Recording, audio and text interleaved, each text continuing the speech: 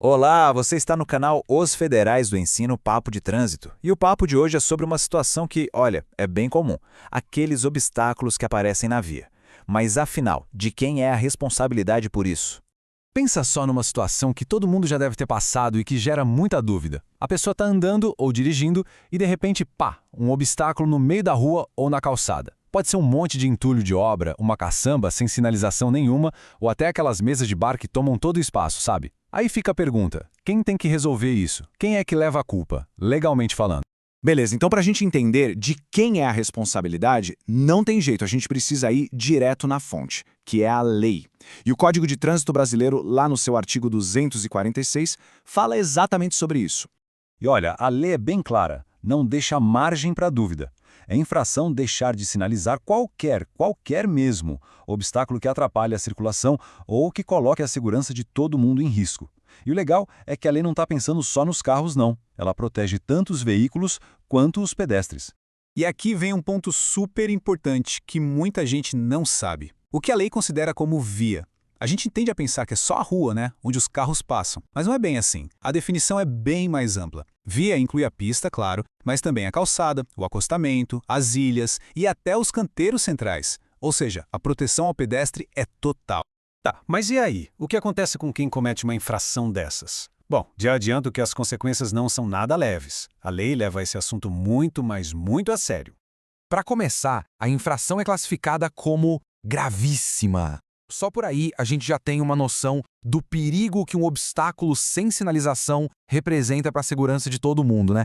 E não para por aí. A multa dói no bolso. Não é só uma multa gravíssima comum, não. O valor padrão é multiplicado por 2. É isso mesmo, o dobro. É uma forma de deixar bem claro que essa é uma prática perigosa e que não deve acontecer. Agora, atenção para um detalhe que gera muita confusão. Mesmo com essa multa pesadíssima, essa infração específica não gera pontos na carteira. Ué, como assim? Simples. É porque o responsável nem sempre é um motorista. Pensa bem, a infração pode ser cometida por qualquer pessoa ou até por uma empresa, e não necessariamente por alguém que está dirigindo um carro naquele momento. Beleza, então vamos direto ao ponto. Quem, afinal, pode levar essa multa por deixar um obstáculo na via? Então, a responsabilidade pode cair tanto para uma pessoa física, um cidadão comum, quanto para uma pessoa jurídica, ou seja, uma empresa. Por exemplo, aquele vizinho que está fazendo uma reforma e larga o entulho todo na calçada. Pode ser multado. A mesma coisa vale para uma empresa tipo um bar que resolve botar mesas e cadeiras na rua sem autorização e, claro, sem sinalizão direito. Também está cometendo a infração. Mas é importante ficar de olho, porque existem algumas exceções. Tem situações bem específicas em que esse código de infração não é o que se aplica. Para esses casos, o Código de Trânsito tem outras regras, outras infrações. Vamos ver. Por exemplo, se alguém simplesmente deposita mercadorias ou equipamentos na via, a infração é outra, está lá no artigo 245. E se a pessoa obstrui a via de propósito, de caso pensado, mesmo que até coloque uma sinalização, aí também existem outros códigos para essa situação. O ponto-chave da infração que a gente está vendo hoje é a falta de sinalização de um obstáculo que já existe ali. E tudo isso nos leva a um ponto fundamental. A segurança no trânsito é, no fim das contas, um dever de todos nós. E justamente por isso, existe um passo a passo bem claro que as autoridades de trânsito precisam seguir quando encontram um problema desses.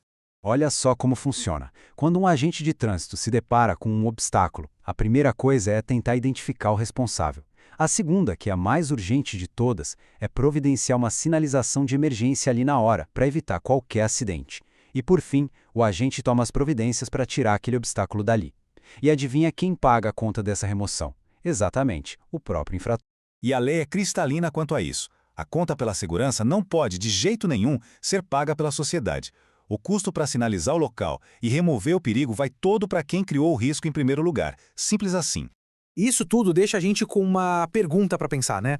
Aí na vizinhança, na cidade, como é que a segurança das vias é tratada? É comum ver obstáculos por aí? A fiscalização aparece? É uma questão que mexe diretamente com o nosso dia a dia e principalmente com a nossa segurança.